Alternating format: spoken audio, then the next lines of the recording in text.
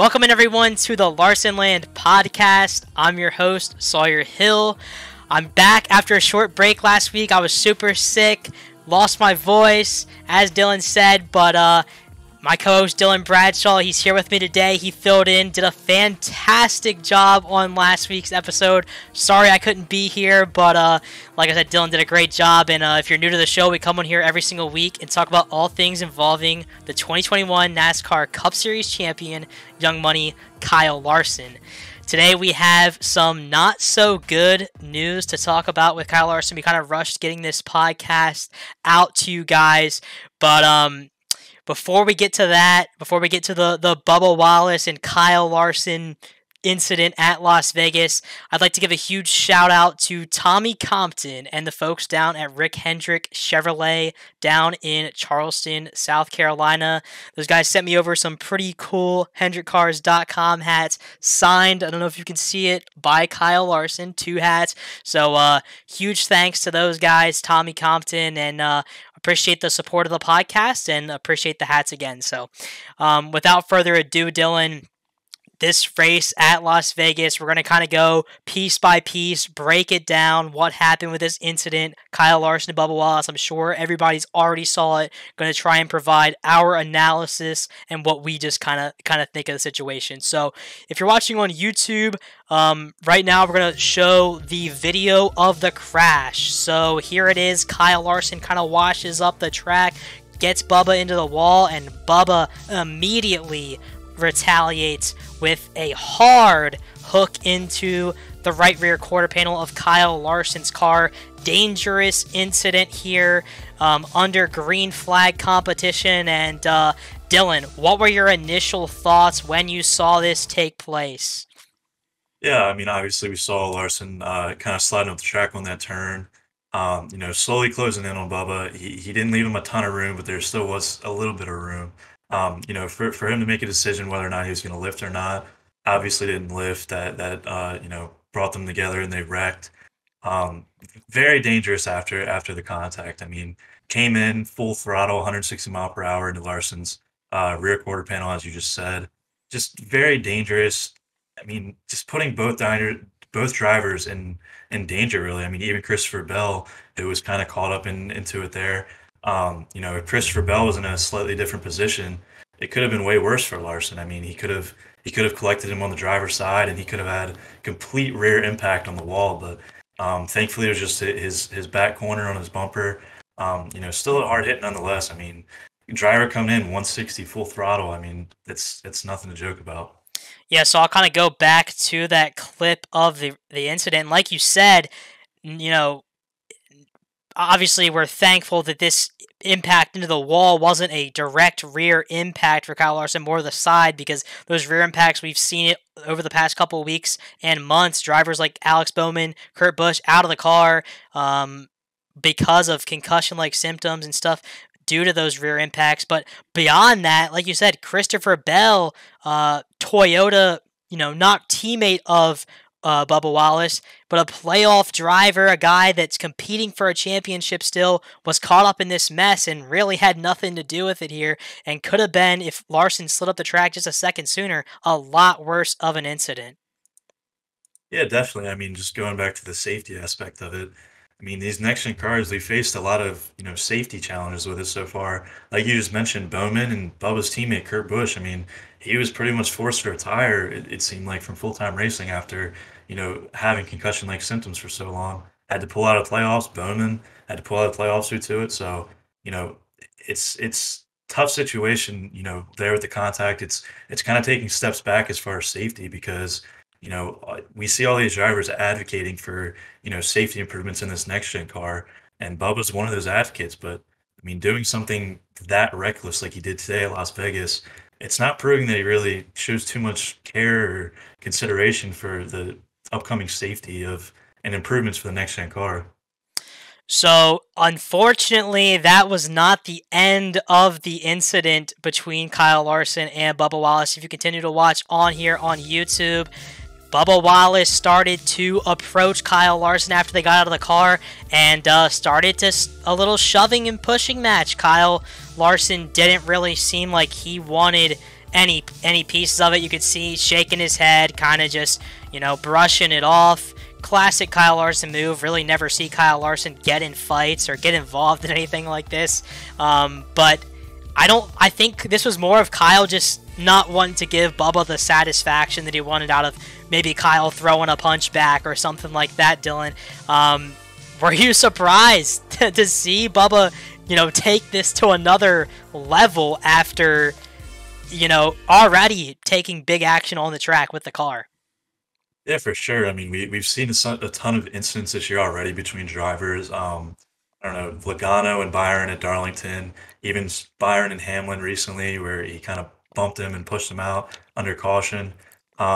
This was just a racing move to me. I mean, you're going up on the top side and you kind of run out of room, and you got to make that decision to lift or keep it going and crash. So this was a racing incident. I don't see why he was so fired up about it. I mean, he got out of his car pretty quick, made his way to Larson. Larson, he took a little bit of time to get out of the car, but I mean, he had a lot of time to, calm down, but he decided to retaliate a second time after, I guess you could say using the car as a weapon there after the contact was made. So walked up to Larson, kind of provoked the fight.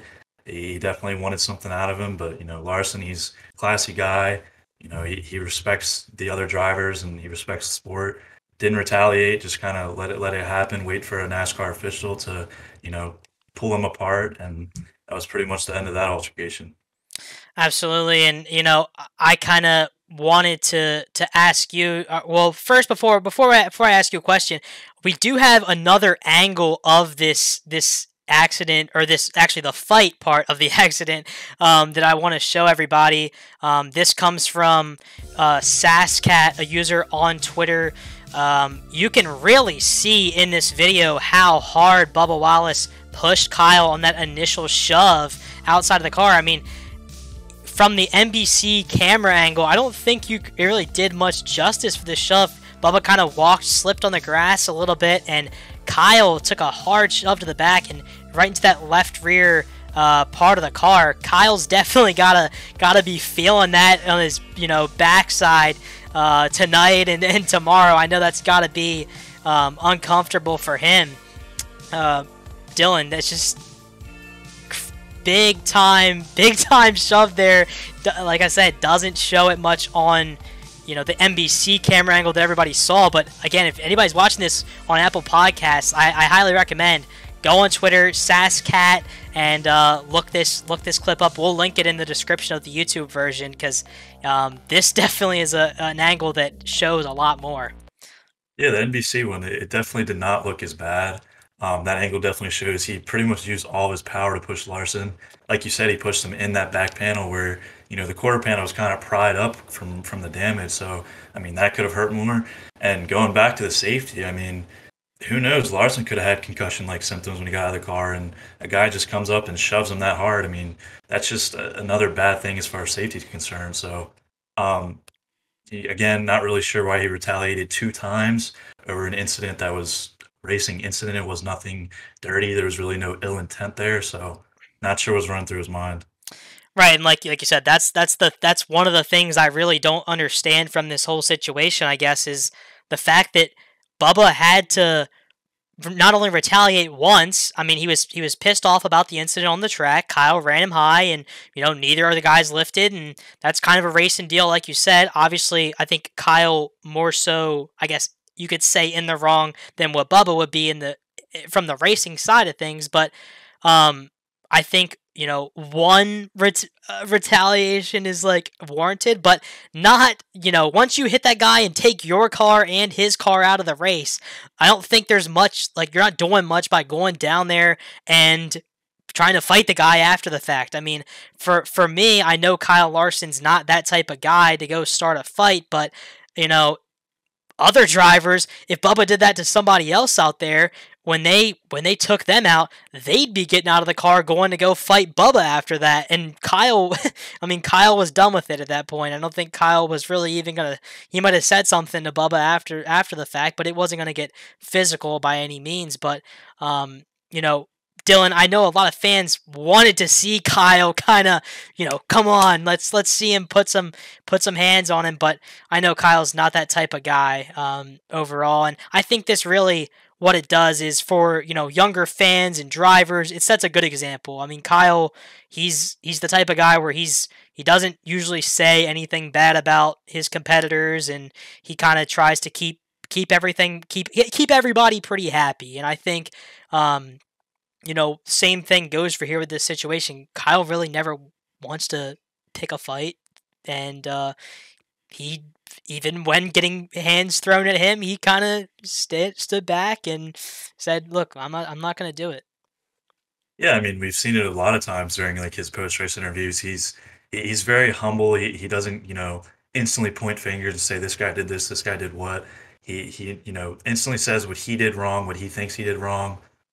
He puts himself in the other driver's shoes, in that situation. I mean, he just remains really level-headed and just calm throughout the whole conversation in the post-race interviews. I mean, he even said like he didn't want to see him get penalized. I mean, he wasn't surprised he retaliated, but he didn't want to see anything happen to him after that. So, I mean, that just goes to show what kind of person he is. He doesn't want any, hard feelings with any other driver. So it shows a lot about his character. So we'll get to some of the quotes and interviews with Bubba Wallace and Kyle Larson that took place after the incident with NBC here in a little bit. But Dylan, I want to ask you. I'm gonna kind of give my take on it first, but as far as penalties go for this situation, I mean, I said it on Twitter earlier. It's kind of gained a lot of traction, and we're already over 1,000 likes on the tweet. I kind of, my Twitter fingers were going as the incident took place, and I tweeted it out pretty quick. But I said, look, Bubba Wallace, he should be suspended for the rest of the season, the next 3 races for this incident, and I think it's definitely worthy of a 3-race suspension for Bubba. And I said no ifs, ands, or buts about it. There's no discussing of this for me. I think that this is a serious issue. They're with the current safety issues, and there are safety issues in NASCAR right now. The drivers are all well aware of it. The fans are well aware of it. We've got 2 drivers that are out currently not racing, and the team, NASCAR, they've met with the drivers the past 2 weeks. Last week, mandatory meeting, I think, and then this week only some of the drivers went to the meeting, but with the drivers showing such fear of their own health, you would think that somebody like Bubba Wallace, he drives for Denny Hamlin, a guy that's been very vocal about the safety issues in NASCAR, you would think that he would kind of have more of a his head on his shoulders about this type of deal, and going out there and just running somebody, hooking somebody into traffic on the front straightaway at a 1.5-mile track. You would think that maybe that's not the best idea with the current issues with rear impacts and impacts in general with the next gen cars. So I definitely think it's a suspension that is necessary for this. I don't think a fine is going to do anything for this. I don't think that even points. It's like the thing last week with Cole Custer. What are the points going to do for them? They're out of the championship. So is Bubba Wallace. The 45 car is not competing for an owner's championship anymore. Points don't matter. They might lose a couple spots and lose some payout money at the end of the season, but they don't care. I mean, what needs to be done is Bubba needs to understand this cannot take place anymore, Dylan. Yeah, for sure. And that kind of also begs the question. You mentioned owner Denny Hamlin. I wonder if we could see any type of potential, suspension or kind of consequence thrown at him from the team 2311. I mean, branching off of that, you also have sponsorship. I mean, that's not a good look for sponsors. I mean, you see the big McDonald's printed across the car, and even all the sponsors that sponsor 2311 in itself. It's not a good look. So I wonder what the consequences are from that. As far as penalties go, I'm all for the suspension, obviously. It kind of brings me back to 2015, Matt Kenseth and Logano. Matt Kenseth kind of intentionally wrecked Logano at Martinsville. He got a 2-race suspension for that. Now, the severity between this and that is just off the charts. I mean, this is such a bigger deal. You're talking safety with the drivers. It could have ended really badly for even both drivers. So 2 race suspension for that. This should get way more than two races, in my opinion, if you compare it to past situations. We just got to wait and see. I mean, NASCAR usually takes around 2 days or so to issue these penalties, as we've seen, like recently with Cole Custer and Byron and so on. But just got to wait and see what they decide. Yeah, I definitely, I like the idea of a team issued penalty from 2311. Like you said, I think that's something that could make a lot of sense. And if it comes from the team, I think it almost means a little bit more than it coming from NASCAR, because it's like, Denny and Michael Jordan, they're disappointed. I know those guys have got to be disappointed about this incident. I mean, like we said earlier, Bubba had a fast car. He won stage 1 of this race, and I think this was the car that he won at he won at Kansas with. I think I heard him say that earlier. In the weekend, I think on Saturday during practice and qualifying. It's like, this car was fast. He had a car that was capable of winning. So I don't think that, this incident with Kyle Larson, it didn't take him out of the race. Bubba took himself out of the race. He took him and Kyle Larson both out of the race. He made that decision. And I don't think that Michael Jordan and Denny Hamlin looking on here, I don't think they can be very happy with seeing their car all torn up just because Bubba decided he was going to retaliate with Larson. There's a place and time for that after the race, and like you said, NASCAR is going to take their time. They're going to look at all the available data, and they're going to look at the steering stuff. They're going to probably look at the throttle traces and all the SMT data. Like it's NASCAR's going to make an informed decision. They're going to take their time. They're going to do it. I don't have any problem with the 2-day period. We saw it last week with like the Cole Custer thing, like you said, took a couple of days, got the penalty out, and I think that's the way that NASCAR is going to go about it. I guess we'll kind of have to wait and see. I think one side's going to be, very pleased with the penalty. I think they're gonna think that it's sufficient, and then another side's going to think that it's not going to be sufficient at all. It's not going to be enough at all, and I think we're kind of hoping that this is a strict penalty, because obviously we care a lot about safety in the sport, and then also these actions we don't need this during the race. I mean, I'm 100% for, boys have at it, but save that stuff for after the race. We've seen 3 weeks in a row now where races have been altered, the points have been altered, crazy stuff that just doesn't need to happen, and it's destroying the sport. It's sad to see, but gonna kind of shift into some of the quotes from after the race, Dylan, looking at what Bubba Wallace had to say to NBC's Marty Snyder. Marty kind of brought up what Cliff Daniels said on the radio to Kyle Larson after the incident, and he said, if that wasn't retaliation, I don't know what was. Snyder asked if it was intentional on Bubba's part, and Bubba said this: Cliff is smart enough to know how easy these cars break. So when you get shoved into the fence deliberately, like he did, trying to get me to lift, steering was gone. He just so happened to be there. Just a piss poor move on his execution. Dylan, do you buy into this at all, the no steering thing? I mean, it's like, we saw the throttle. The throttle didn't lie. He was on the gas, 160 miles an hour. Yeah. I don't buy it at all. Like you just said, the throttle. I mean, if you have steering issues, unless your throttle's hung as well, which he never mentioned, there's no reason to do that. He said in an interview that he doesn't lift. He said he deliberately kind of forced him to lift. He said he doesn't lift, and then another interview he said he did lift before contact, and he's buying off the whole thing. He didn't want to lift.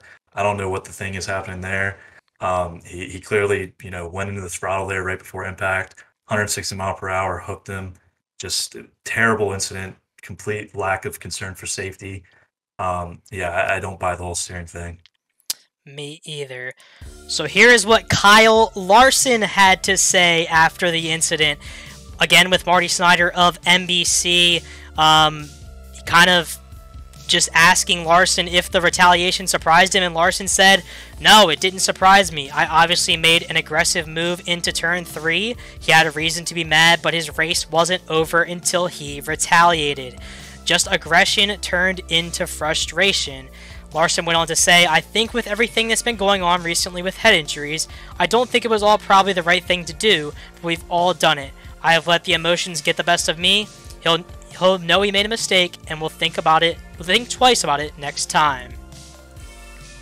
So what are your thoughts on Kyle Larson's side of things? Obviously, Kyle, he's very humble when it comes to things. I'll bring up another tweet with Bob Pockrass that I think this was after the race. Larson said that he doesn't want Bubba to be penalized for retaliation, but also thought that if there's no action taken, that these things could continue, Dylan. So kind of, the same as what we've said. There needs to be a precedent set, I think. Yeah, for sure. I mean, it's going back to what he said earlier. I mean, Larson's done this before. I mean, he's very classy in post interviews. He tries to see it from the other point of view. So that's just another case of it. Yeah, I mean, Bubba, he was very contradictory in what he said as far as what took place. Larson, very understanding, especially after retaliating twice. So at the end of the day, it just should not happen at all. We got to set a new precedent in NASCAR that stuff like this should not happen. It's very dangerous for the drivers, and has no place in the sport. Yeah, I just want to say huge hats off to Kyle Larson, because I don't know about you, Dylan, but I don't think after what happened, getting wrecked like that on the racetrack, a guy coming up to me like that after the race, I don't think there's any way I could keep my head on my shoulders and keep it cool. But Kyle Larson does a crazy job. Maybe it's just because he runs so many races every year, races against so many people, does so many things. It's just like, look, it's just another race. Got to move on to the next one. Impressive stuff. Very professional from Kyle Larson. And I think this is why we all love to watch this guy. I mean, he's a class act all the way around. Yeah, definitely. And kind of going back into the suspension part of things, I think you have a tweet on here, right? One thing I thought was interesting is that NASCAR actually did not bring Bubba back into the hauler. So, I mean, we usually see, situations like that. They call the guy back in the hauler. Usually it has to do with both drivers, both drivers doing something to bring up a reason for a penalty. But, I mean, they did not bring him back to the hauler. It was kind of a solo incident. Larson really did not do anything to kind of warrant them bringing them both back into the hauler. So I don't know what they're doing as far as that is concerned. Again, we have to just wait and see what they do as far as issuing the penalty. But I did think that was kind of interesting. They did not call him back.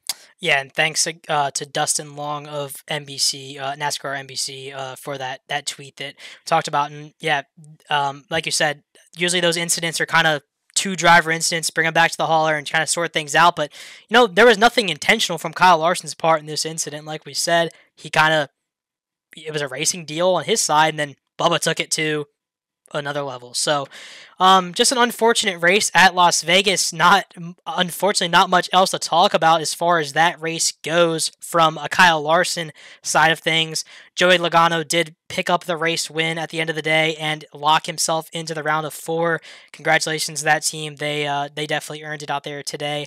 But looking ahead, only 3 more races for the NASCAR Cup Series. Homestead, Miami Speedway next weekend, and then Martinsville for the cutoff race before the final race of the season out west in Phoenix. Dylan, the Hendrick cars of Elliott and Byron seem to not be like race-winning cars today. Do you think over the next 2 weeks, either of those guys are going to poke their head out and, say, look, I really deserve to be in the round of 4? Because at this point, I think we're really rooting for Team Hendrick to go out there and win this championship. Yeah, I've been curious because, we saw guys like Larson with Hendrick. I mean, they're putting up some pretty slow lap times in practicing qualifying. I was wondering if they were kind of, maybe testing out some new setups for Elliott and Byron that are both in playoffs. But, I mean, these cars the setups just seem like they haven't been very good. I mean, Elliott finished 20th today. Not a lot of speed there. I mean, these guys going into those last stretch of the playoff races, I mean, these are the most important races, and these cars just haven't been really fast. All the other playoff drivers, they've been pretty much up front for most of these past few races. Las Vegas race, most of the drivers were up front that were left in playoffs. So I don't know what's going on there at Hendrick. Setup issues, not sure, but I mean, they definitely got to get it squared away before we head into these final stretch of races. Yeah, I agree. And with these final stretch of races, I think that Homestead's kind of a track that William has been good at in the past. I think he won there back in 2021. I think that was I think it was his only win in 2021. So he's good there at Homestead. So, hopefully William and Chase both have good runs next week. And then we all know Chase is pretty good at Martinsville. And the year he won his championship, he actually locked himself into the round of 4 with a win there at Martinsville. So, I mean, it's gonna be interesting to see over the next couple of weeks. Kyle Larson in the 5 car obviously set themselves back, not really on their doing today.